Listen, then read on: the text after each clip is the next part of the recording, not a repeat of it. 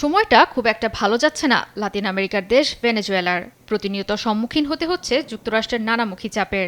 তারই অংশ হিসেবে আন্তর্জাতিক জলসীমায় ভেনেজুয়েলার আরও একটি অপরিশোধিত তেলবাহী জাহাজ অনুসরণ করছে যুক্তরাষ্ট্রের কোস্টগার্ড। দেশটির এটি তৃতীয় অভিযান।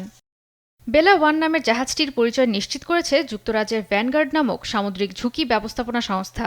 ইতোমধ্যেই জাহাজটি মার্কিন নিষেধাজ্ঞার আওতায় আছে।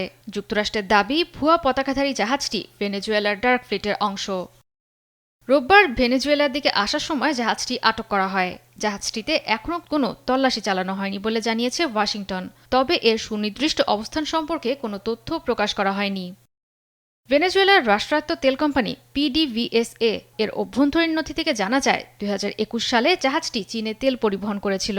এছাড়া ভেসেল মনিটরিং সার্ভিস অনুযায়ী ইরানের সঙ্গেও জাহাজটির রয়েছে সম্পর্ক, ফলে মার্কিন নিষেধাজ্ঞার মুখে পড়তে হয়।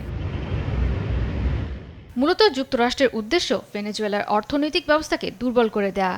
এছাড়া ভেনেজুয়েলার প্রেসিডেন্ট নিকোলাস মাদুরোকে চাপে রাখাও যুক্তরাষ্ট্রের অন্যতম লক্ষ্য। এ কারণে আন্তর্জাতিক জলসীমায় বারবার আটকের মুখোমুখি হতে হচ্ছে অপরিশোধিত তেলবাহী জাহাজগুলোকে। জয়া সরকার, নিউজ ডেস্ক, দেশ টিভি।